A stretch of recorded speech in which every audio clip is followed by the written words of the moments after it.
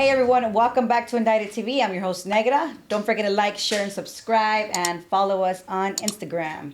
Before we start, you already know, a quick shout out to my sponsors, Royalty Honey. Keep it hard, guys. And if you don't want to be on my channel and you want to stay home, make sure you hire attorney Rosenberg. On today's episode, we have Dr. Fu. Hey, how's it going? Welcome to Indicted TV. Well, thank you for having me. Of course, of course. Okay, so tell me where you're from. Obviously, I don't mean the gang. I mean the area, your mom, your dad, the inside of your house. Everybody doesn't like when I say the inside of your house, but it is what it is. Well, actually, I was born in Montebello. That's one thing my wife gives me a hard time about. She's like, bro, you're not from East LA. You're from Montebello. So that's kind of one thing I go. But I was born in Montebello. I lived there mostly my whole life till like I was probably about 17. Okay. So your whole life, kind of like your teenage years. My whole teenage years. Yeah, so I lived over there, and then of course went to East LA. Okay. So you spend most of the remainder of your life. Remainder of my life because of the life that I chose. All my homies were over there, so instead of me. Well, how did you meet your friends? Well, just being out in the streets, running amok. Okay, well let's go back. So you went to school in Montebello. I went to school at Fremont. It was down the street from my house, so I was able to my mom or my dad would walk me. Okay, so your parents were together.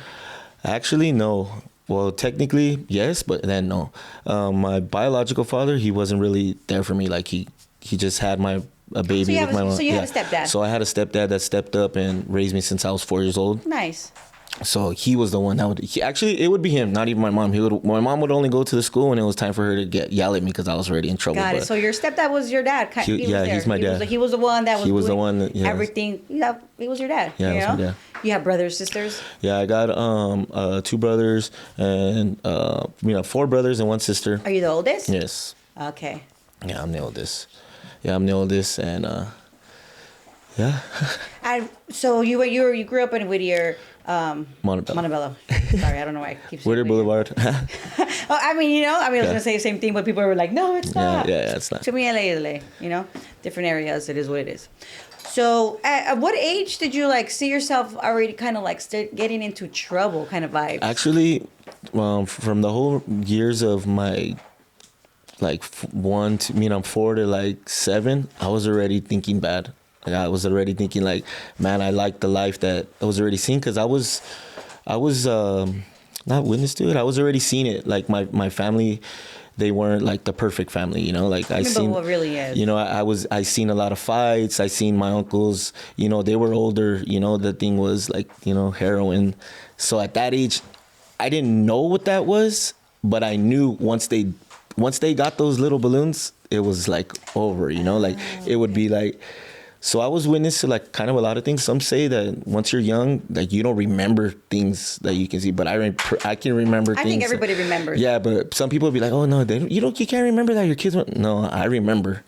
So I kind of seen all those things Were your parents born? Was your mom and your stepdad born here? Yeah, they're born here. Okay, so it's just so I could understand, because honestly, it is a big difference. Your parents being born in Mexico to compare to your parents being born here, it's a different lifestyle. Actually, even my grandma and my grandpa, they were born from here. Okay, so you from my mom's side. Okay. But from my biological father, they weren't born here, but they weren't really.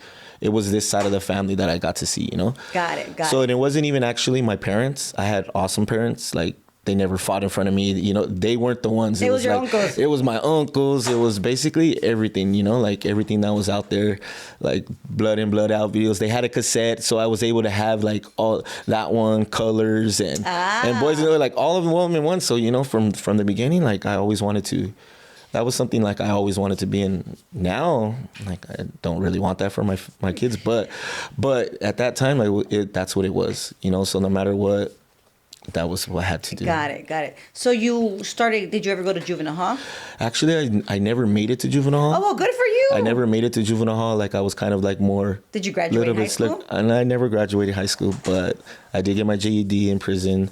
So Yeah, but I wasn't really into school. Okay. I would leave the house, you know, that's when I was able to be me. But inside my house, we couldn't be like that. Like I couldn't cuss, you know, you had to sit there and eat your food, you know, like it was like. It was good. No, it was good. Like, yeah. Now that you sit back and think about it. Yeah, no, it was always been good. I never, that's never what it was. Like I always would tell my mom, like, it's not your fault. Like I wanted to be this, like, you know, so being through that way, like once he left the house, it was it. I had new, you changed your clothes. Yeah, I changed my clothes. You know, I either whatever year that was, I either had a little Dodger bat, little not screwdriver. You know, once it came to that, but once he came home, I had to get my stuff and put it on top of the roof and walk inside the house, and my mom wouldn't know because literally, my mom would pat me down. She'd be like, "Oh, she was down like that." Yeah, well, because once she started finding out, like, who I really was, she still wouldn't believe it. Like neighbors would come to hey, you know, your son did this, your son did that. And I'm like, oh, no, Mom. It's like, how did he leave? And then one day she seen that my shoes had mud on it because I would take off because my mom would go to sleep early. She'll wake up early. She'll make us breakfast, have all the kids ready for school. And then that was her day, you know? So by the time it was already time for us to lay down, she was already out. Okay. So you could do whatever you want, but none of my brothers and sisters, they wouldn't do it. It was just I was me. I was gone. I'll go tag on all the walls and come back, and they'll be like, your son was outside. No, he's not. And then one day she seen the mud on my shoes, and she knew it was me. Ah, what is that? Yeah. Okay, so tell me, you didn't graduate high school. I mean, you didn't graduate high school because you just didn't want to. You were just not going to school. Just wasn't, you know. What happened after you turned 18, or tell us a little bit more. Before I turned 18, or just about when I turned 18, I got introduced to meth. I started doing meth like at a later. No, actually, let me take that back. I started actually like doing it like all the time is at that age. But I was introduced to it at a young age. You know, I tried it. I would go hide home, come home in the morning. But it wasn't really my thing. It wasn't not really, yet. I didn't like it until one day, you know, like I was like, all right, cool. You know, I actually left my mom's house because, and, you know, like during the trouble that I was getting into, it was bringing too much heat to my mom. Got it. Cops wise, rivals wise, you know. So I say, you know what? It was What years were these? Just so I could get It's already been like 15. I started tagging. No, like what year was it? Like the years. Do you remember like 1998, 99, well, 2000, I was already in high school. So at 2000, windows were already getting broken at my mom's. You know, it was already bad. It was already because my mom didn't understand. These are all his friends. Like, you know, they're all his friends. But low key, like this was my whole crew, and we were ready, like, you know, we were posting up at all our houses already for it to be like, when they come, we know what time it is, you know, but my mom never knew that. So they already knew like, oh, this is his house. This is his house. So got it. My mom would be like, why are they riding on our house? Like, why are people coming to ride on our house now? Like, and so at that time it was already introduced to me, but I wasn't really into it. So until I left and had to go live with my friends, it was like, all right, cool, you know? So I liked it. I was addicted. Yeah. So then that's when it started more into selling, you know, running more mucks, more out there. And then once I got a phone call that I was having a baby, I'm like, what the heck? So you had your first baby at 18? It was already going to be 19. I was ready. When she told me she was pregnant, I was 19. And then she had her, I was like maybe close to 20. I wasn't able to buy drinks yet, so it was still. And obviously it didn't change your life whatsoever. It tried to be. I tried, but the addiction took more of me, and I did my best. Like I really did my best to try to hide it. Like I wore bigger clothes. I wouldn't see my mom. Like that would really like mess me up. She was sick. I wouldn't go see her not because like I didn't want to. You were embarrassed. I was embarrassed. That's one thing that's always been like with me, you know, like being embarrassed of being that person, like really like you see, you get me all emotional because I hate it, you know, because it did a lot of ugliness, you know. I watched you. Things just, it ain't the same. Like people can say like, oh no, it's not the same. That the ugliness, it still hurts you inside. Yeah. You know what I mean? So, I tried it, but I was so involved with the tagging thing, it started like turning into gang stuff now. And now it was like, oh, you know, it was not gonna change me. Now I had to prove myself to like different people. To different people, you know, because it was either you get from this gang now. They wanted us so bad. Every gang wanted us to be. We're like, nah, we're not. So then at that point. So you're like a tag banger. Yeah. So at that point, it was like, all right, you know, some people went here. And for sure, I couldn't live with my mom's because those gangs, we're beefing with them. We said, we ain't going to beef from you. So you know? Who did you move with? No, I started when I was been on the streets. So I would live here, but I would always go from, my uncles are from East LA. Got it. So me being over there, that's what I really wanted. I would always take off over there. Every time I got a chance, I would take off on the bus because my mom showed us where we lived from Montebello. Oh, you come to this area. This was the movies. This was Kmart. This is like, you know, that's where you had to be at. So I always knew like, this is where I go. So I lived with all my cousins. My mom would always say, oh, you know, like, no, you can't hang out with these people. So we were kind of separated, but she didn't know that you would go. I would go over there. So I would go do this, and my cousins would get in trouble. I would go, you know, back them up. So I was from East LA without even knowing it. And after that, it was a wrap. It was a wrap. You know, I started, but I was still addicted. I wasn't making money. You know, I wasn't really making money. I wasn't really doing it. I was still addicted. So I started like stealing. I would come to my mom's house, and when she wasn't there, like I would take her purse, like, but because she had purses, like at that time it was like Dooney and Burke and the Coach, those things, you know, like she had that's one thing she always would spend her money on, like whatever she made, you know, she'll buy a purse. And with my addiction, I would take those things and go. She knew? She didn't know. She wouldn't know at that moment. This is the messed up part, like, you know, she wouldn't know at this moment, but I would take it to my family member, and then they were the plug, you know? So they would still do the transaction with me, boom, still burn me. And then later on, still make it to my mom, like, no. But he wouldn't even be like, oh, here, like, here's it back. You know, the deal was made, you know? So, but my addiction, it was like bad for her. I didn't really care at that moment. Well, yeah. You know, you just had to do what you had to do until one day my older homie was like, I told him, hey, what's up, fool? Like, let me front something to me. He's like, all right, you know, but why don't you just make money? Like, why don't you just do your drugs and make money? Like, shut up, fool. Like, whatever. All right, cool, yeah, don't trip. I got you. Like, you know, you had to get your high. So whatever he was telling you, you're going to say yeah. You're going to say, yeah, don't trip. So I just started, I started selling. That one time that he gave that to me, I was like, oh, damn. Someone came like to the house that I was at, because it was a trap house, you know. He rented me a little room so I can stay at, so I wouldn't be living on the streets. So I would stay in a little room, and I just said, all right, cool. Someone wanted this much, and I was able to go and buy another one. I'm like, damn, and I could still get high. So from that point on, it was a wrap. You know, it's my life just started going faster and faster and faster until one day I was tired. And cops got me. You know, I wasn't slick enough. Yeah. You know, because when you're getting high, you know, you think you're slicker than anything. You can roll with anything. You can do anything. You're thinking cops ain't gonna mess with you, you know, whatever. But when you're, you know, the addiction, when your body's tired, you're tired. Yeah. I was tired. I couldn't run from the cops. I couldn't do anything. I was like, all right, cool. Just take me. Was that your first time actually getting arrested and getting booked and things like that? No, I got arrested before, but it was like petty things, because back then it was like if you had a little bit of stuff, you could say it was, you know, I was using it. It was 16 days in the county. It would just go to the county, you know, county. So you never really, but tell me about your first time actually going to the county and getting processed. I went to the county and I got processed I was doing checks.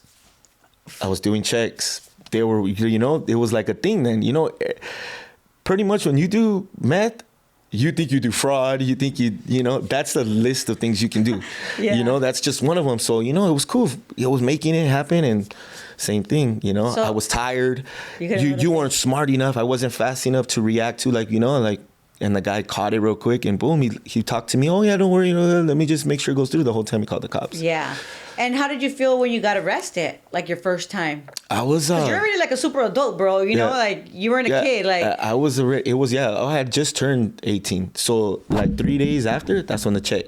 Like I did the check, so I was already able to go there. I'm like, fuck. I'm thinking like, damn, what's gonna happen? I still had drugs on me. When they were taking me, I still had the drugs on me. I'm like, damn. I'm like, what am I gonna do? So the whole time, they didn't find it. So I'm like, damn, okay. So man, my whole mind is like, I'm getting everybody high in there. I'm thinking, you know, like, cool, we cool. So you did it before you guys got high, before you guys even got to the county. Yeah, even when we got to the county, through the process, because at that time, when I'm still young, like I'm thinking I'm still young, there's older guys than me. Oh yeah. So they're like, hey, little homie, what's up? You know, at that moment, I'm not knowing. I'm like, oh yeah, over here, like, you know, here, don't trip. So they're telling me what to do now. They're like, all right, okay, here, you know, you got to do what you got to do. You want to take it back over here? So they walked me through the whole. This was like your first time. Yeah, first time. This had to happen, you know, because I'm thinking, they're like, you know, you have to do it, dog. Don't, you know, there's homies back there that, that you can help them out. I'm like, whatever, it is what it is. But my mind, I'm thinking like, all right, cool, I'm still gonna get high, thinking, but that amount is not the same amount when you go in there. Like, no, you're partying out here is when you get to there, it's nothing. You're like, oh damn, that's really what that is. So when I went there, you have to do what you got to do. So got everybody high once again. I was everybody's friend. I didn't know. People were giving me soups. It was like, all right, cool. But I was not really getting what I should have got. But I got whatever. That's what happened. And how did you feel when you got there? Like, you didn't feel like it didn't even hit you. It didn't hit me because everything was so cool at that moment. Everything that I seen in the movies, it was happening. I seen everything was happening in the movies. And it's your first time. So it was my first time. So everything was still going so fast. Boom, boom. Because you're on a sick one. Yeah, I'm on a sick. Yeah, everybody's on a sick one. And then when you go to the 5600s, whatever, it's like the party right there. The lights go off. You see people coming from here. So when you get there, everybody's okay. Everybody knows that you have it. You get your bunk. You make your bed. Did you even know how to make your bed? I didn't know how to make my bed, but at that time, they did it for you. Hey, don't trip here. Everything comes. When you're taking care of people. People tend to. Damn, well, fucking, how much did you take in, fool? It was enough. Now that I know, yeah, it was like, yeah, it should have been the man. But I was the man at that moment. Yeah, but no. It probably would have been, somebody would have taken that shit from your ass. Like, hey, this is going to go to this person, and you got no choice. Yeah, but before, it was probably, a little different than exactly how it is now? It wasn't too much pressure because I was still naive. Got it. So I was easily, persuaded. Got basically, it. Because I was just like. And that was your first time. How long did you do that first time? Oh, it did only 3-4 days. Oh man, that was nothing. Yeah, because they did that was like that. They were saying lucky 7 or something. If your number was called, you were able to go. So I was like, oh damn. Then from that point though. You were just in and out, kind of I was in and out. Just days and No, then it started going, 60 days, and it started going 180 days. It started getting more and more. Tell me about the 60 days because you had to sober up, or no? I had to sober up. That's how I'd have to sober up. If I would to, God forbid, if I would ever do it again and get back to that addiction, I need to go back to jail. Because that's the only way for you, for me, not for anybody else. I'm not saying that because you're only speaking about you. Yes. Yeah, for me, that's how I get the clean. I'm not saying that I don't slip up and party a few times. While at whatever terms that I did, but for my addiction, to just kind of that's it. What you mean. I had to go there, and that's one thing I've told my wife. Girl, if I'm doing this, know that I'm gonna end up going to jail. Because us addicts, when we get we're sober, when we get high, we don't. It's not little by little. We just fall straight back, all the way. And you want to go hard, and then especially since there's other things now to make you go fast. Now you're like, whoa. Yeah, I'm not down. Yeah. Okay, so tell me what caused you to go to prison, and tell me about that process. It was still my addiction, of course. Yeah. I was doing walkouts. At this time, I don't know what walkouts are. Okay. So people that don't know, what are walkouts? Walkouts are, you either fill your basket, your bag, or whatever, and walk straight out. Anybody's going to step to you, you either got to do what you got to do, or it's 9 out of 10, you're looking crazy. I'm shaved head, tattoos, all smoked out, thinking I'm looking super fresh, but I'm really sweating, So you're thinking you're Superman, I walk out. This time I was so on a sick one, but tired that I wasn't even making it out of the stores. I get ready to do it, then I'm like, oh no, I put it back. Jump to the next store. So I was already doing it. I wasn't feeling the vibe. The vibe was really off, but I was tired. Mm-hmm. And then one store, that was it. I said, where was it? So I said it was Staples. I went to go do that because they had iPads. So I went to go do it, but I didn't, right? So I went to the car and I went to go lay down and I was chilling right there because I had someone else that was doing the same thing. We were. Hey, so that's kind of recent, huh? Because iPads haven't been around that long. Or what? Have they? 10 years ago or some shit? No, this was in 2006 or whatever it was, or maybe whatever it was. I'm thinking it was iPad, but whatever it was electronics, because electronics were easily to go and take back because all the connects wanted it. You wanted a new electronic, that's what it was, either for their kid, for whatever. I didn't care. Yeah. Whatever it was, I didn't really care though. You know, whatever I knew was gonna make me this much, because I already knew spots. I got this spot. You can take this. You can go to this spot. You know, so I was sitting in the car and they're like, "Put your fucking hands up." I'm like, "Oh shit, what the hell's going on?" I'm thinking like, damn, they're looking for this fool. But nah, they wanted me. They're like, no, they took me to jail for attempting to steal. But I didn't even think of it. I'm like, what the hell? I didn't even do it. So the lawyer at that time, I was like, oh no. And homies were like, nah, they can't get you. And it was like some burglary. They wanted to, however it was, I did it. I ended up taking 3.5. 3.5, okay. I ended up taking 3.5. So tell me about that experience. Did you even try, did you try fighting it? I didn't try to fight it. It's like, for what? I didn't try to fight it. They were like, hey, you know what? Forthwith it. You can even go to prison faster. It's easier, you know? So I was like, all right, whatever. I had my mom, that was there. But what about your baby's mom? No girl has ever, I've never did that, because I've always had my mom.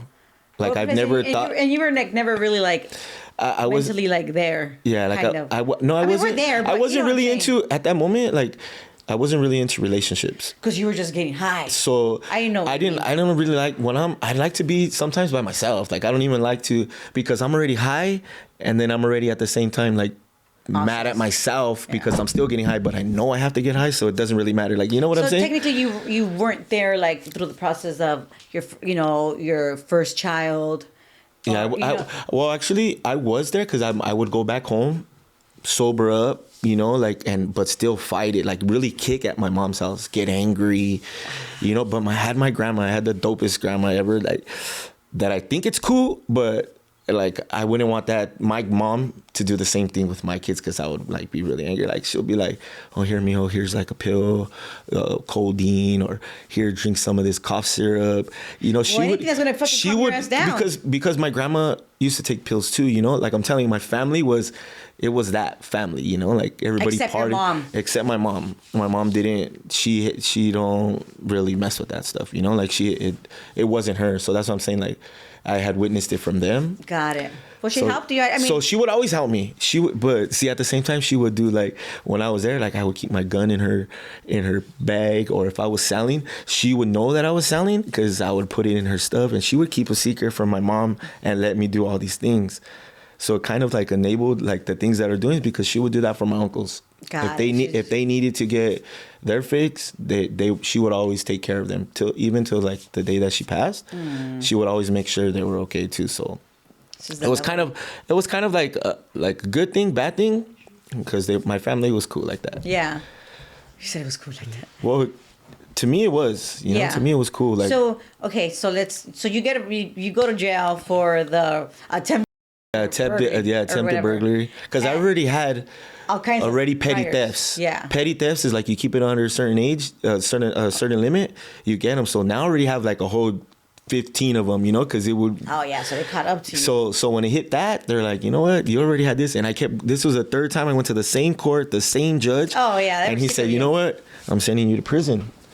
I'm like, all right, okay, cool. At that moment I was ready. I was ready to go. I was like, all right. When you were kicking in the the county, how did you work? Did they? Obviously, I worked out. That's one thing I wanted to do, because I said again, it always goes back to growing up in the movies. When you go to prison, that's why, because I can always go back to that, because it's true. Them movies really, that they exposed a lot of things for when you get ready. So that's what I wanted to do. I would always work out, Tell me about your first time, your ride. What prison did you go to? I went to Delano. I went to Delano Reception. I was there for the 3 months, How was that little experience for you, adjusting to this? Obviously, you said this is what you wanted to do, but obviously it's different for you. It was different. Honestly, my first time, it was different. It was basically everything that was going on, but now it was not so plain out open. This was structured. Now I was learning what structure was, what the steps you have to take, what moves you have to make. One wrong move can really get you in trouble. And I didn't know that. So when I first got to Delano, every salad I went to, man, they made pruno. So I was like, cool. I would always drink with them. I would always have fun, but I didn't know that you couldn't be like yelling out, or especially they played oldies, and you know I like to sing, so I would be singing for everybody, and everybody, my whole section was cool, but I didn't know that they were gonna pay me a visit if I didn't stop doing what I was doing, until one day a homie told me, he's like, hey fool, like, you know, they wanted me to wake you up, bro. And I'm like, what? Like, what do you mean? He's like, yeah, you know, we can't.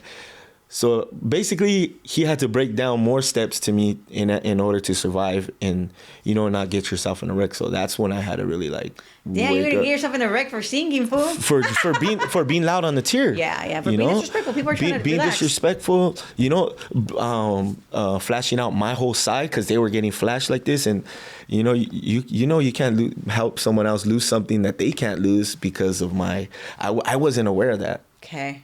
You know, I wasn't aware of what the consequences was if because you didn't really have anybody to. Like, I didn't. Yeah, the movies didn't teach you that part. They taught you how to do this and go do these things, like, you know. But they didn't teach you like, oh, you can get in trouble. You can do this, or you cross the wrong way, you'll get in trouble because you're gonna disrespect someone even though you're not doing it, or you touch the wrong phone. Those ones, you know, because you didn't really go out. So they gave, you know, you didn't really go out. So that I had to kind of like, and then I had cool Sallies all the time though. They were older than me. And they all like showed me, you know, like I was nervous to like fart or do it because like I seen in the movies too. Now you're thinking like, hey, your Sally, you don't want to do this. They're going to do this to you and boom, that's it, you know? Shit, yeah. You know, so it was kind of like not nervous, but like. It's scary. It was kind of scary at first until I started learning like you'll only get yourself in a wreck if you get yourself in a wreck. You know what I mean? Because I know people that, you know, throughout my other times, I never got myself in a wreck because I knew, you know, and I know people to this day that still hasn't did because they, you know how to walk, you know, you know your manners, because it's a lot about respect. It's everything about respect. You know, everything goes a long way if it's about respect.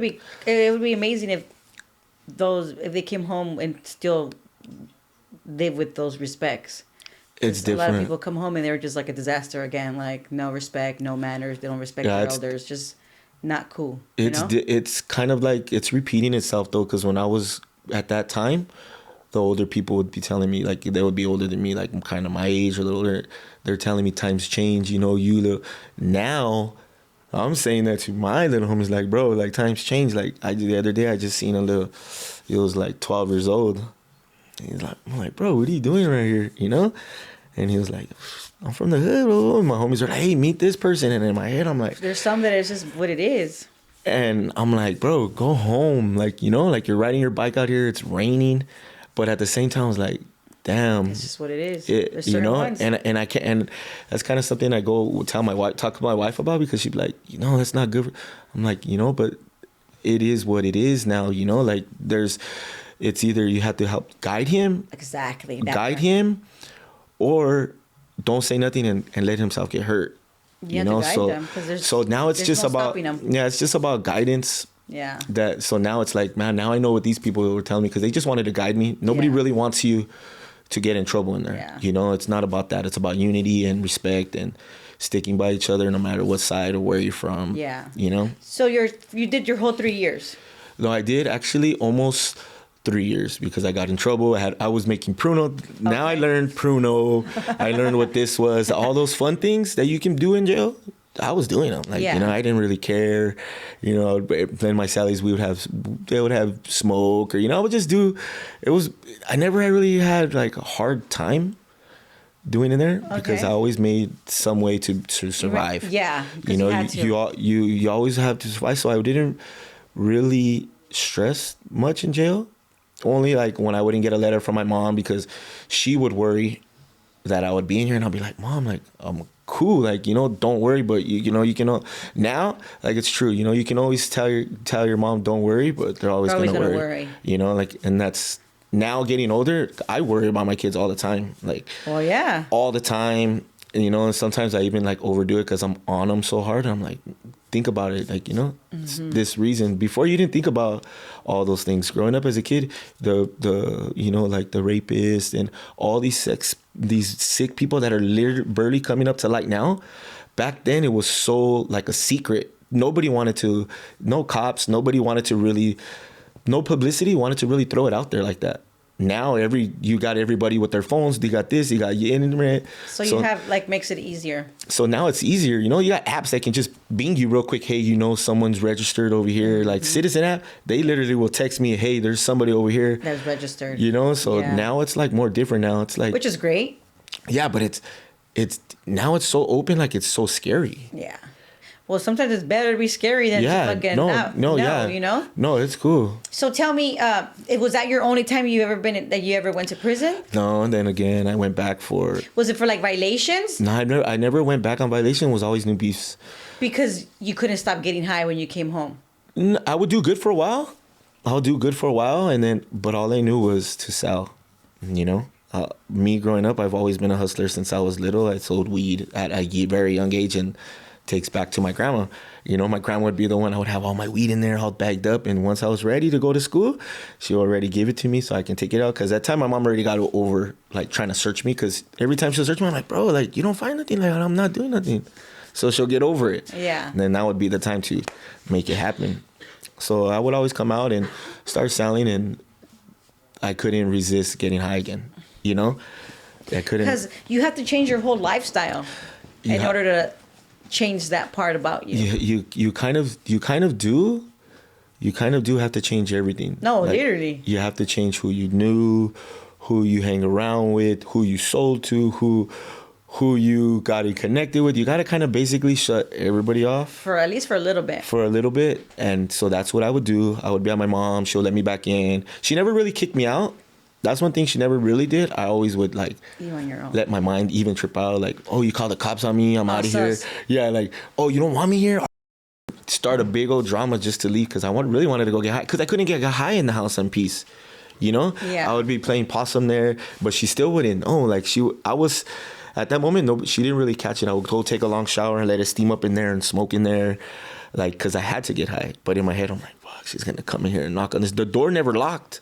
You had to pull the drawer just to have it locked, you know? I know what you mean. So it was like it was like I just had a mean flashback right now. No, so it was hard, you know, because the embarrassment, and then it was hard to let your mom see. It was hard to let anybody see, my brothers, because I didn't want my brothers and them to know like that I'm really doing this, you know.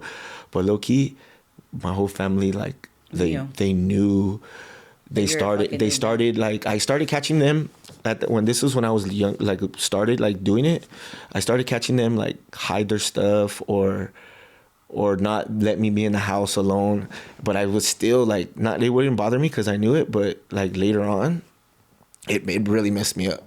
But I'm like, bro, you bought the shit on yourself. You know what I'm saying? Like, yeah, you know, like you can't even, like, we can't even sometimes be mad at the fact. And I never was mad, but it really messed me up inside.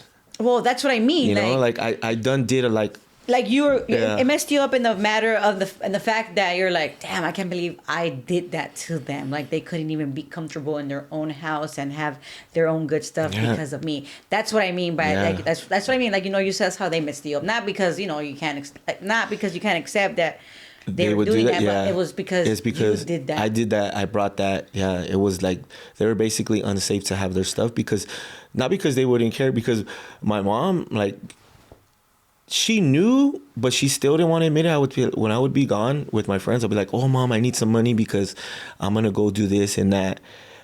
She knew, but she let me. She let me tell her this story to, I guess, probably like kind of comfort her a little bit, but she knew what that money was for. Yeah. You know, so she would always still, but I did, that hurt, like, was really hurt, like, you know? Yeah. So that's why, like I said, so now going into my second term, it was about, you know, selling. That's what I wanted to do. So my mind was to make as much money as I could to take care of my mom. Okay, so it was just, were you there for your daughters? For your first? How many kids do you have? Okay, so now this is already, I got a whole big old story. I got 2 biological ones. I have one older daughter that I had with my first baby's mom. Okay. I was there in and out, but she really didn't want, her dad really wanted her to not have nothing to do with me. So like in the beginning, she had told me she was pregnant.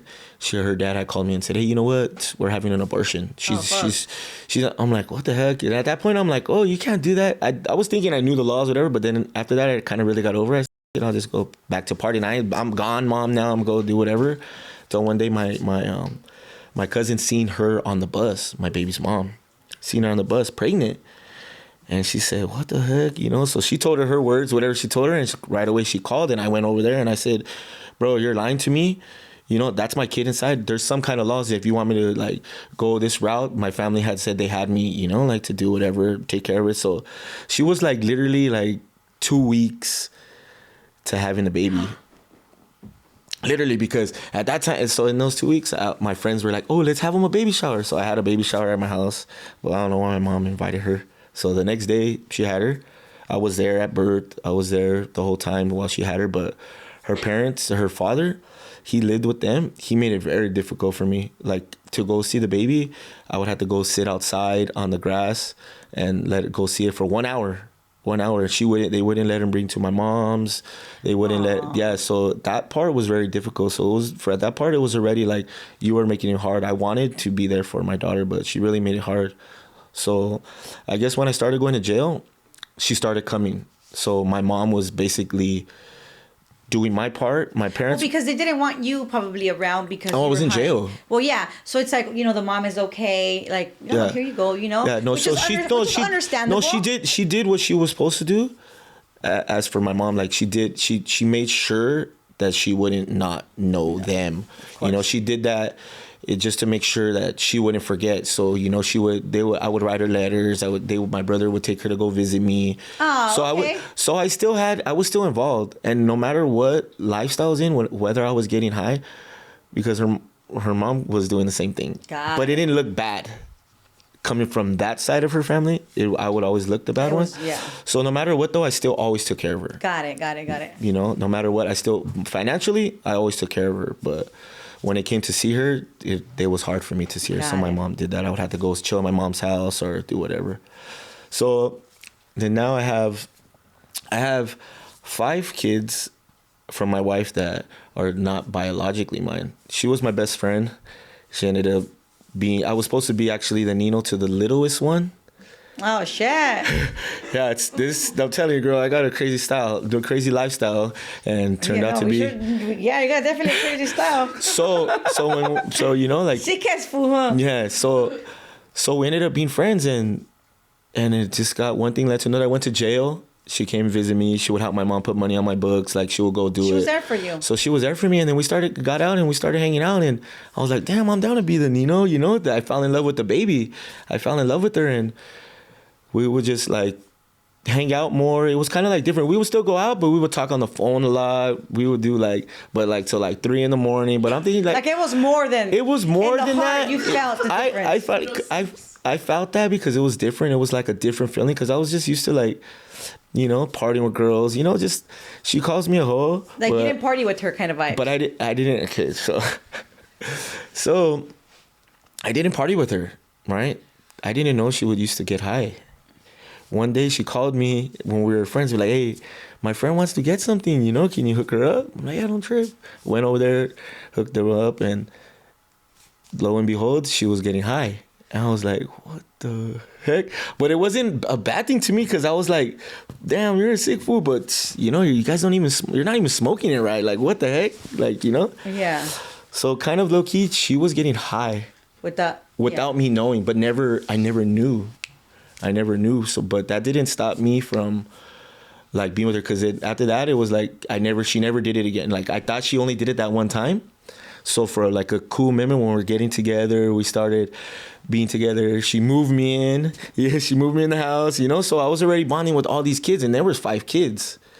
So I would do everything with them, go to schools, awards. She didn't. The fathers were both incarcerated at that time. Got it.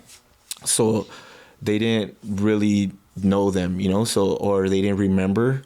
So I stepped in, and this was like about 10 years ago. So I stepped in and, we bonded our own relationship. So those kids are mine. Of course. Just recently, 2 of them, the biological father just gave up his rights. So I was able to change their name without adopting them. So that was cool. So now. Oh, yeah, that's really cool. So that would save me a little money. But they're my kids. I've been raising them this whole time. Now I know my husband always tells my oldest, like, I'm your daddy, fool. Yeah, so and then, but during this time, we would try to have a baby. I wanted one. I wanted a boy, actually, you know, like one, because I wanted it so bad. And she was like, it wasn't happening. I knew because I was getting high. You know, at that moment. And she didn't know. No, she knew, but she was letting me because I was home. The whole time I was home, but I was selling. Okay, you know, the whole time. Got it. Things were going, because it was, at that moment, I wasn't on a sick one yet, you know? That moment we were really starting, you're managing it. I would only party a little bit. And then it would go for one day, you know? It was kind of, then it gradually, but I had told her, I'm like, you know what? I'm already like high, so the only way for me to do this is know that one day I'm gonna go back to jail. You know, I'm gonna go back to jail because I was getting high. So it was kind of like cool because it was partying. You know, we would have, our house was the house to like everybody come party. It was not freely to smoke like that, like get high. Okay. It was not freely to do that. Nowhere in the kids. We had our room. No kids were allowed. Everybody knew if you wanted to party or do whatever your drug of choice was, like, you know, you would go party in the room, you know, you go party there, that's it. No kids would see it, you know. That wasn't cool. Even I've never were able to, it's not a cool thing because it's not cool to smoke, you know. No, definitely especially not. Like, you know, unless it's with your homie and you guys are whoever, like that little, but not to go and to your house. Like, no. It's not a public thing. It's not freely just to post up and go, you know. No. So that's one thing, you know, when you're getting high. That was never the thing. So, of course, I went back to jail. What did you go back to jail for? Selling again? For sales, possession of a firearm. I was coming home and it sucked because I was ready, done. I was texting her. I'm like, I love you. You know when you're done? Yeah, you just know. You're done here. You know, your heart, your mind, everything, your body is like, you're done. So I was done. I was texting her. Boom. I'm like, and I'm even telling this fool, you know, I was making my transition. I'm like, hey, don't trip, fool. I'm gonna go. I was like, already, I'm gonna go hang out with her. I'm gonna go, because I would never want to go like hang out in the room. We had a whole downstairs, and that would be my like party section. You know, I would be able. She'll leave me be stuck down there, you know, because it was already too much for her. You know, so the moment I got to hang out, they already knew like I'll hang out as long as I could, but they already knew I'm gonna crash. You know, I'm gonna go to sleep, so they'll have me for whatever time they would have me. But even though I was still a productive dad with them, I'll go take them to school, do whatever, make sure, you know, I was still. He's like, let me just justify this. Yeah. No, it's because you know, like that's one thing I know, like everything I've always done has always been for my kids. Like the choices that I made, sometimes the choices weren't right, but it was just to benefit myself, to get to them what they needed, what they would need. Well, that's what we like to tell ourselves, even though, you know, it's not the right thing. It's not the right thing. It's what we tell ourselves to make ourselves feel good. It's what we tell ourselves to make you feel better, to make it happen, you know? Yeah, like, instead of like, you know what, we're going to struggle and I'm going to go get 2 fucking jobs. So it's basically just us manipulating our own selves, bullshitting our own selves, trying to bullshit whatever else is around. It's just what it is. To make it okay. But yeah, even though it's just what you tell yourself. It's not okay, whatever. You know, you could have just gone to go get 2 fucking jobs. But we don't. We choose what we choose. We choose what we choose. So whatever, you're getting pulled over. You're telling this fool, you're telling your girl, hey, I love you. I'm thinking I'm going home. You're tired. Yeah, I'm tired. I'm thinking I'm going home, but I was ready. Like, I wanted to quit. Yeah. You know, I was ready to run to quit. I felt like the distance, even though like she wouldn't get to me, tell me, I felt the distance inside. Like, damn, I'm losing my girl. And like she's tired of it. One day she said it like, you know, that's it. Like, I can't deal with it no more. And I didn't want to lose her because she's an awesome woman, you know. If I would have lost that, I basically would have. I know. I look at her. No, honestly, like if it wasn't for her, she's my like pump up. You know, she's my go-to. She's really my best friend. You know, like if it wasn't for her words, I was like, all right, I didn't want to lose it. You know, I was in love with my kids. I've already been there. I'm like, bro, like, how's it gonna be? They already had men already stepped out of their life. You know, like how is it gonna be for me? You know, So I was ready, like, boom, I was ready supposed to go home, and that wasn't it. I made a turn leaving from the plug's house, pulled me over. I thought I was cool. I thought I had my gun put away good, and then I had my little stash can. Because, you know, when you're high, you think everything, you're fucking smooth. No, yeah, for sure. Yeah, I had a peanut butter jar. No groceries in the thing, but just one peanut butter jar, you know? It was the safe one. So I went to jail, and they gave me 3.5. Okay, another 3.5. So this time now, I had someone that I was really worried about, you know, and it was my wife. You know, I'm thinking, then you hit reception, the mail never hits right there, you know. So I'm thinking, man, this girl left me. I haven't got no one letter. I was really stressed out. This time now, I had someone, because when you're in there, you don't have no one really to worry about. If you don't really, you know how to block out there, you can do your time. Everything's cool. You know, you got your program. Nothing's really. But having her, really, it was like, whoa. And I'm thinking, like, damn. So, you know, all your mind's tripping. So I got a letter. Then I was like, oh, bro, like. She does love me. Yeah, she does love me. You told the homies. Everybody read the letter. Okay. Bro, yeah, they read the letters because I was using her writing to get soups. The whole time this writing, I'm like, damn, how's she writing me? This whole thing's like badass. I'm like, damn. So I would show my homies and they're, hey, can I copy this? Hey, let me give you 2 soup. Bro, the whole time she was sending me things through Pinterest. I didn't know what Pinterest was. So she sent me things through Pinterest, but so I had someone now, you know? So now my mind was like, all right, cool. So I was locked it in. That was a good one, huh? Pinterest? Oh, I was tripping out. I found out because she had showed me when I got out. Like, oh, write this in this thing. Hold on, let me go right here. I'm like, write this in. Bro, did you? Yeah. So, no, she's like, you can do this. She showed me how to do it to write to someone's card. And I'm like, bro, and then like her face gave it away. She can never hold a secret. But yeah, so this time I was different. You know, I had someone that came to visit me. You know, I didn't have nobody. My family never visited me in prison. You know, it was too much. My mom barely drove to Wayside one time, and that was it for her. You know, it broke her. Yeah. So I never really asked. You know, I really took care of myself. So now I had someone, but it was still stressful because she had to get a job. She had to get a job. She was working before I had got busted. You know, she started working, so I was the stay-at-home dad while she took care of these things, but I was still in my addiction. So usually that's kind of how it works. The dad that's addicted is the one that stays home taking care of the kids. It's and the mom's at work. I had everything clean. I had someone to come to my house. We get it. You know, it doesn't matter how you want to say it. You're doing bad. Yeah, I was doing bad. No, so I had someone, you know, that would be there for my phone calls. I had someone to come visit me. Things were going cool. It was a different experience. It was a different experience, you know, but it was still stressful because she had to work. She had to come on her lunch break, go take the kids after program, had to have my daughter, I was about to cry just thinking about something else that I wanted to tell you when I get there. But I had to, my daughter had to help there, take care of the kids. I had sisters. So I was stressed out. In there because I was usually able to help out for whatever she's not doing because she, you know. So I had, of course, you know, figure out things to make sure my family was still good. So I always took care of them. So throughout my time, she was there for me emotionally, and I had to take care of them my own way for them, you know. So you found your hustle and everything. Found my hustle, tattoo. I would do whatever it is, make wine, you know, whatever it was.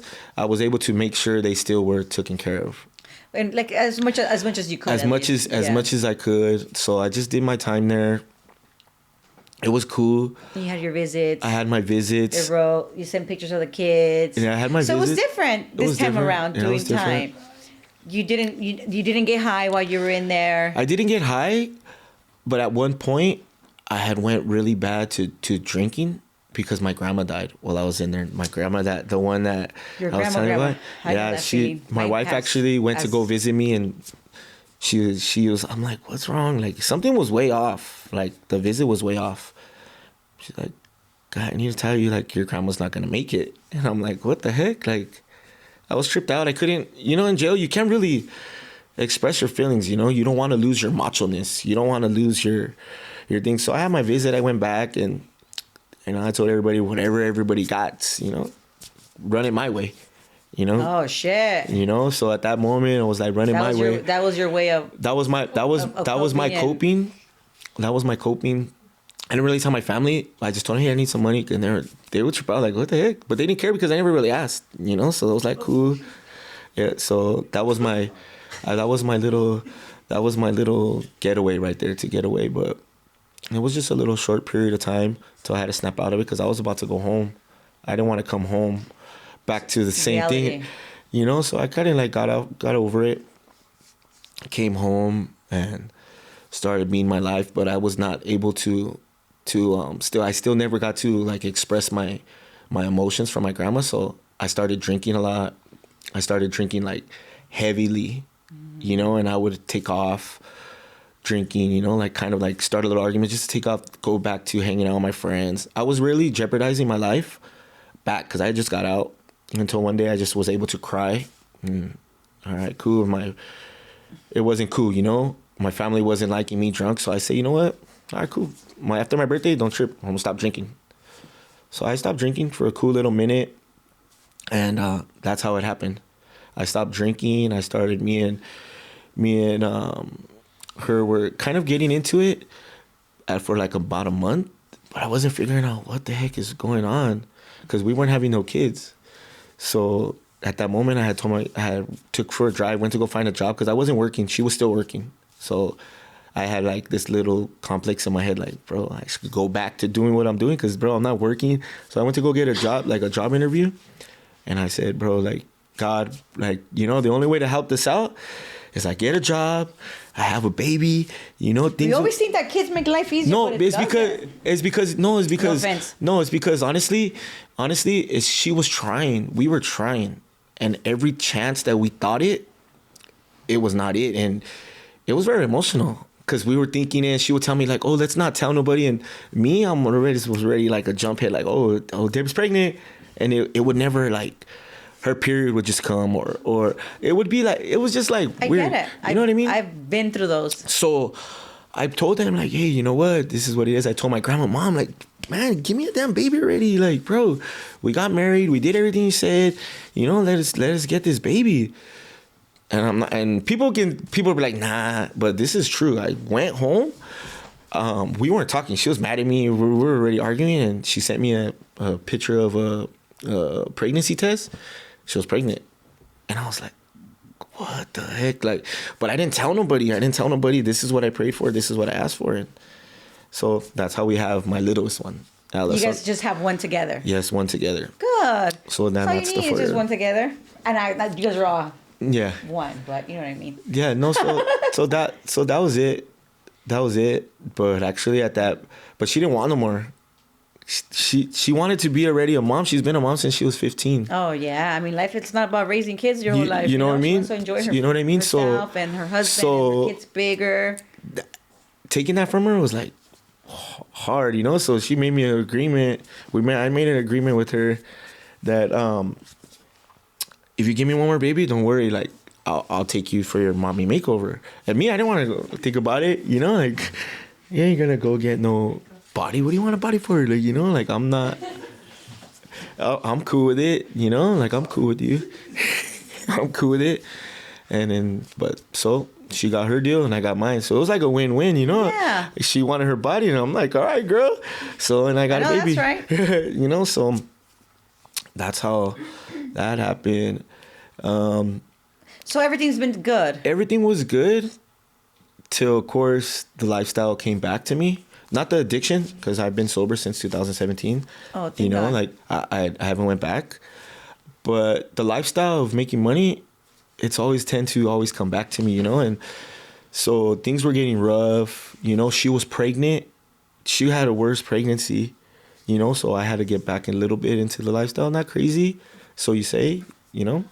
So you say, like you said. So that lifestyle kind of like, you know? But I'm thinking since I'm not getting high, it was better. I'm the man, you know? Oh, for sure. I'm the man. You know, everything was just going so smoothly until one night, like in December of 2020, cops hit my house. They hit my house. They weren't, technically there was never no proof of whatever they found in there, allegedly, but it was able enough for them to take my kids. That right there was the worst. The 5 of them. Yeah, all 6. They took Even all the the kids. They took the baby. They took everybody. It was like they even took my sister-in-law because she was there with me. Like everybody wanted to be at my house. Like my house was like we would have barbecues. We're family orientated, you know. Like sure. All of that is like that's what it is. But that right there, they came the D7. It was like a whole the whole thing was like wrong. What they did, what they came for, the warrant was not a good warrant. Later on, after I beat that case, it was not, whatever they had, the allegations, really wasn't stickable for them to come and take my kids. You know, they did that. They drug tested us. You know, I wasn't high. They drug tested my wife. They had no bruises. It was the way they came. It was a setup. You know, I feel that I was a victim of the sheriffs because I'm from East LA. East LA sheriffs came over there. You know I know you heard about the banditos and every sheriff gang that I honestly felt that. But at the same time, I didn't want to go and press that issue because my lawyer told me, he's like, you can sue everybody. But when my kids got taken away, that was the worst feeling. And I don't want to. Tell me about that experience. I know you might not want to talk about it, but I mean, obviously, this is a big experience of your life and something that you went through. And, you know, for other people that might be going through this or have gone through that could relate, you know, because it's something that people go through, like, literally every day. Every day. And, how was the process? How fast did you get your kids back? How did that work? We got them in 3 months. Oh, okay, good. We got them in 3 months. But in reality, over the first visit, they should have gave them back. But the county was holding my kids, cooperation with the cops. They wanted my wife to admit to whatever I was doing. But they never found anything in the house. They never found whatever happened. They didn't, but they wanted her to admit it just so they can keep me. Got it. Of course, when they came, I said, hey, you know, whatever you find, it's mine. Like, you know, like I don't, whatever, because obviously, I would, you know, that's what you're supposed to do, you know? Most definitely. So they wanted her to tell, and obviously she didn't say whatever she said because she didn't know. It was my own secret, you know? Nobody knew what I did. They just knew that Dad made it happen, you know? Yeah. So they were just keeping them. So who were the kids with? The kids weren't able to go with none of my family at that moment. That is like probably like the worst, right? It was the worst because the baby was a baby. She was a baby, and they separated her from all of them. And then keep in mind, they left far. When the day they took them, that day, me and my wife, we drove all the way to Lancaster to take them clothes, because it wasn't like they were not needed of assistance, you know what I mean? Like they had all their, when they went to go tear their room apart, there was not one thing they can prove that they were in danger. You know, food, fridge, everything was like. You guys thank God that you were sober. Yeah. Thank God that, you know, obviously it's messed up that you went through that and the children went through that, but thank God it didn't happen while it was the party house. Yes, a party house. While everybody, there was that room, like, you know, it's like maybe like it was like a major, even more of a wake-up call for you now being sober, like, damn, I really had this lifestyle, you know? That one right there was the biggest, scariest, hurtful wake-up call ever.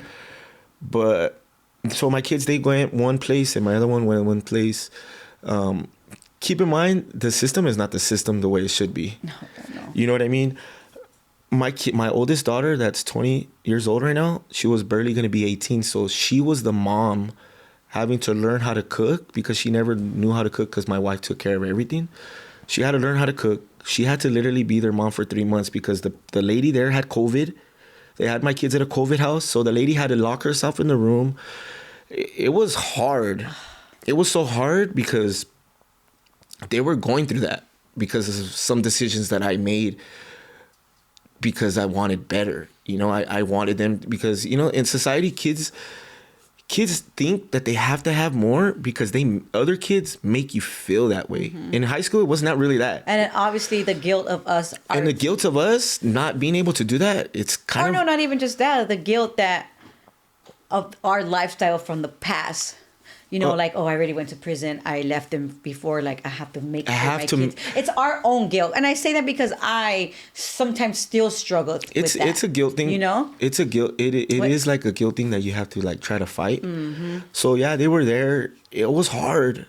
They had to get monitored visits. Every trick that they gave us to do, though, we passed it, bro. They before they can even offer us to do, like, these classes, me and my wife, we already did them. We already did them. So everything that they came to tell us, they were just more tripped out. Our lawyers were like, you know, we're trying to fight for it. We don't want to know, but it's because your criminal case is what they're doing. So I had to exit the home. They had to have, literally me and her had to have been separated in order to get, like, visits or do these whole things. They really wanted to tear us apart in order to get our kids back. Like, who wants parents to leave their children for a mother to either survive for by her own or the father survive on her own. It don't make sense. Like, why would you want to separate this? So they did that. They were over there. We were doing whatever we had to do. I was constantly drug testing once a week because I smoke marijuana. Mm-hmm. But that's not illegal.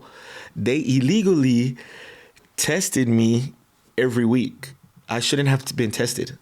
That when I got the case, when I was doing all that, the lawyer, when I got the kids back, they're like, you shouldn't have even did that. Like, why were they doing that to you? So whatever. Which is okay, I still beat it. I made them look dumb. Everything they asked, I made them look dumb. And it was so my baby was at another place, and that guardian had COVID. So she had COVID, so they had to transfer my daughter back to a different place. So basically, the baby was how old? She was small. She wasn't one yet, or she had just turned one. We had to celebrate her birthday. She was so small. She was just moving from different humans. Yeah, she learned how to stand up and walk without me. That was hard, because she's my road dog. Yeah, she's my road dog. So they separated her, and nobody can get them because they were making it hard. My mother-in-law, she could have got them, but since my sister-in-law was at the house, she got a DCFS case, and she wasn't even there, So she had to kind of go through the process for like a month till they found out it wasn't really a big thing. So my mom had to go and do whatever she had to do, clean the house, fix it up. And my mom lives like in the same little apartment that we all grew up in. It's small, So she had to go. So my daughter was able to go to her. The little baby. Yeah.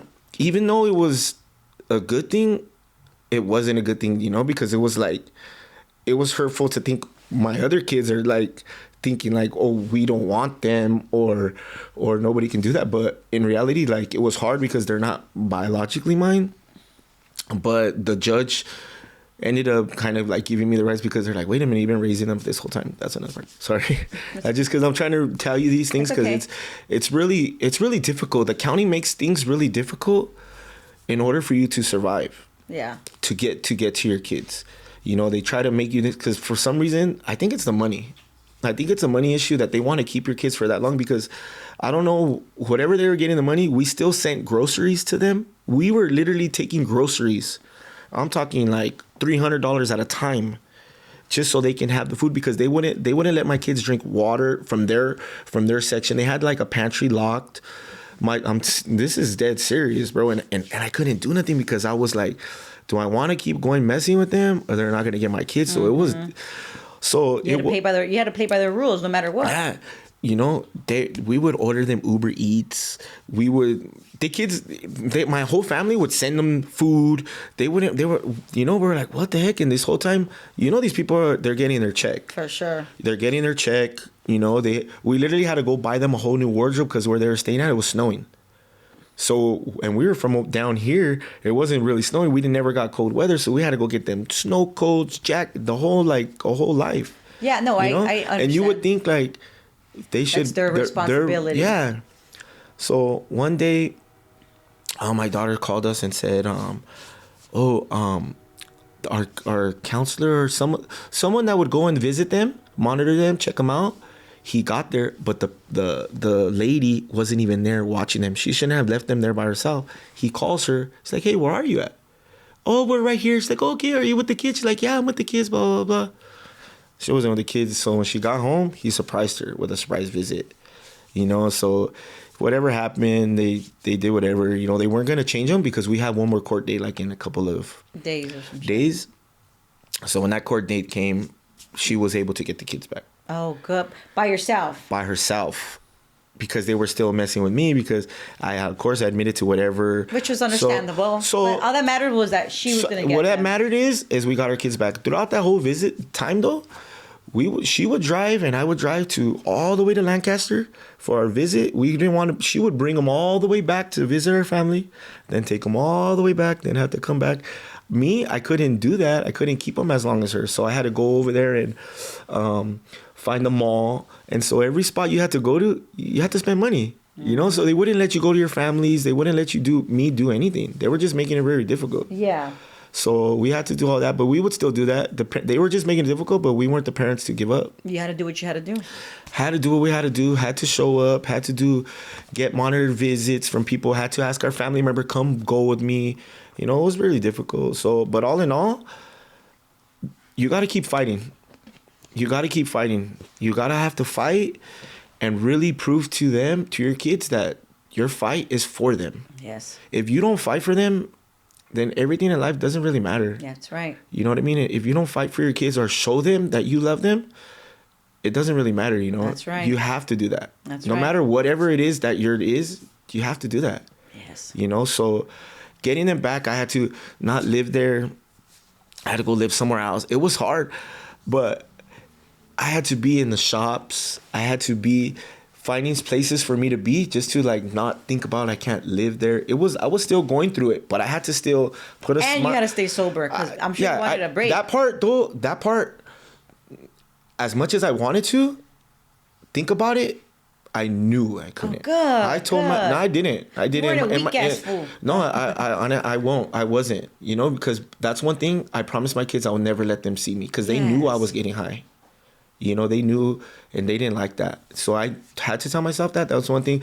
I was doing other things, like, you know, not caring, hanging out with the homies, you know, putting myself in predicaments where I could go back to jail or I can get in trouble. But that's the way I was coping with. I was empty. I was empty inside, especially when they were gone. I was super empty inside. And my wife, even double empty, you know? Yes. I tried everything in my possible way to comfort her, spoil her. Money is not the option to try to comfort someone taking away your kids. No. But at that time, as someone's husband, I don't know what else to do to try to help my wife, you know?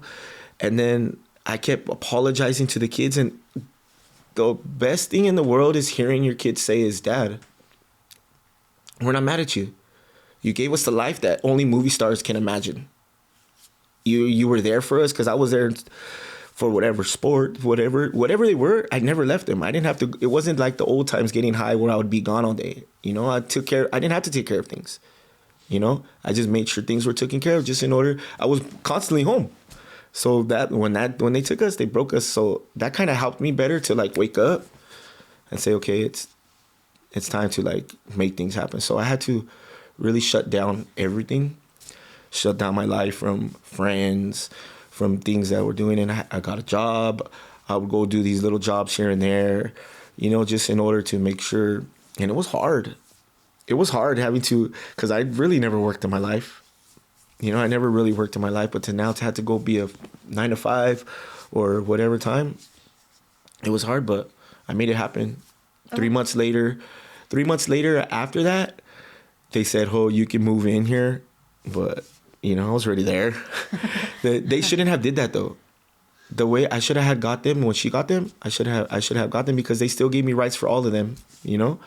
It happens. You know, it's just the way they do it. So, unfortunately. So yeah, I got them back, and to this day we've been going strong. How long has it been? We got them back in March of 2021. Okay, so it hasn't been that long ago. It hasn't been that long. So it's like a fresh, but it's kind of, as far as like, you know, it's still yeah. And I think it's us as parents. Kind of makes you guys more love, more like a stronger family. Well, yeah, nobody wants to leave each other, you know, like, which is amazing. It's amazing, and in kind of times though, it's kind of like a little difficult. Not. Well, I love hanging. We all hang. We all get in each other's nerves. Our house is like the foo house. That's everybody knows that's the foo house. You know, like we're all cool with each other. We all, you know. But sometimes I want to take my wife to go, and it's difficult. Not saying like we can't get the way. It's difficult because like they want to come. No. Either she'll think about them or I'll think about them. It's just a part of being a parent. So we're kind of like, you know? all right, like, you know, like, let's go back. Let's go. So, which is okay, you know, it's okay. So you guys are doing amazing. You're working. Tell me why you have the name Dr. Fu, as a matter of fact. Well, this name first started off as like my little alias name, you know, like people, I would tell them this is my name, because I never really wanted to tell people my name, because I've been in the marijuana business for a long time, since 2012. So I've been in and out of getting involved in that business. So, and you never really give nobody. So kind of like a Dr. Green Thumb, but Yes. Dr. Fool. Ah, okay. Makes sense. I've always been a fool, So one day I told my brother, hey, I'm gonna be Dr. Fu. He's like, what the heck? So, I decided to be Dr. Fu, and my character is Bart Simpson, because I've always been known as Bart Simpson. Like growing up, like I was that bad. I would spray paint. Got it. Makes sense. So that was me. So, I started using. Then my friend put my tattoos on it. It was able to be my character. So Dr. Fu was my alias name. It was my. Okay. So you tattoo as well. I do little tattoos here and there. Okay. So, but it's not your. It's not my thing. My thing is like, what is it called? Entrepreneur. Like I do shirts. I sell clothing. I do pop-ups where I sell my clothing. I do just a little bit of everything. Whatever works. Obviously, you have a big family, works, and you guys live okay. Yeah, whatever and works. You guys are blessed, and that's what matters. You know what I'm saying? Because thank God we live in the era now where everything you do, you can make money. Yes. So one day I lost my original Instagram. And I'm like, damn, bro, like, what am I going to do? Like, Instagram is, because I started meeting people. So I'm like, all right, guess what? Now I'm going to have to pull this name out and I'm going to go through it because I know my people. So that day, and I'm like, so. Well, what was your old Instagram's name? That Smooth Criminal. I still have my little gang name in there. So. Okay. That was my Instagram. I had like a lot of followers, mostly my friends and a couple of people. So I decided like, all right, I'm going to come out with this thing. And my friend designed this outfit for me, but it was like a scrub. It was Halloween. I was going to a party, so that's when the Dr. Fool first came out. I want you to look. Yeah, but it was a different one. It had like a little cross, but I had my picture in the back. Got it. And from that day, it was like something different because I met other people that, well, now I know that they're influencers. I didn't really think about it as like that because it was more like a kept secret of me. Mm-hmm. In that moment, I was just like, okay, so some people started telling me like, bro, like no one's gonna see you like come out in a doctor suit, like that's crazy. You should run with it. So I'm like, all right, cool. So of course I talked to my family like, what do you think? Yeah, and they're like my biggest pump up. They'll either tell me straight out like, nah, Dad, that ain't it. Or especially when you have older kids, yeah, like, no, Dad. You're not it. Well, this one right here, she's my pump up. Like whatever it is, like she's down. No, Dad, do it. Like you better talk about this. So. I started meeting like more people. I started getting myself out there. It was kind of hard at first because I was like kind of nervous, but I started going to events, and now I'm here. Like now I'm hosting a new event. I'm about to do one coming up for 420, but the day before it's about to be called Food 20. So I'm kind of still in the marijuana business. Got it. Thank God that we're able to work now like that. You can able to work like that. So my team, we have a clothing brand now and also a marijuana business. Got it. So I also push with them, so I survive. Good. I mean, obviously you have a lot of kids and you guys do your thing, and it's you guys are doing well. You guys are blessed. Yeah, we're blessed. Actually, the actual word is blessed. Blessed. Because no matter what, we struggle. We all do. We struggle. I feel. We do things, but God always makes sure that we're straight. Amen no matter to what. that one. I love that one. Yes. No, and it's true. It's true. Like, especially in jail, you read the Bible sometimes, and most of the time you've even read it all already. You know. So here, your heart. You don't have to go to church all the time, but I know that God is the one that always saves me. Yes, I agree. He saves me. No matter what, He's the one that saved us. So we're there. Good. I'm kind of like just trying to be more involved in the scene, and getting to meet new people. Having my family out there. It's I take my family everywhere I go. Unless it's you can't take them like age-wise, but other than that, I take them. Okay. I got my little son. His name's Little Foo. He's involved with them. He's part of Food News Network. So he does that's just us right now. Everywhere. So basically, that's it. That's good. Well, I'm happy that you guys are doing good. I'm happy that. I mean, what else can we not be happy about for each other? That we're striving and we're not on drugs and we're out of the prison lifestyle, and we're supposed to be here to uplift each other because we're all the same. We're all we come from the same. Definitely. We come from the same, and we understand each other's struggles, and I'm sure a lot of people that are watching understand the struggles, and all we could do is be proud of ourselves. Be proud of ourselves, because if once you're proud of yourself, if you're not proud of you, then what the fuck does it matter if anybody else is proud of you? And you know what? It's once you're proud of yourself, it makes things better. Yes. When you get that breakthrough, that's what made me all right, cool. You know, and I can honestly say I'm proud of myself, and I was never able to say that because I've always looked to my family like to make sure they're proud of me. Yeah. No, not even that. Like I do the things to make sure they're proud because I, you know, like like we said, you know, you always want to make sure that they're okay. They think they're okay. You're okay. You know. Yeah. So. Well, thank you for coming on Indicted.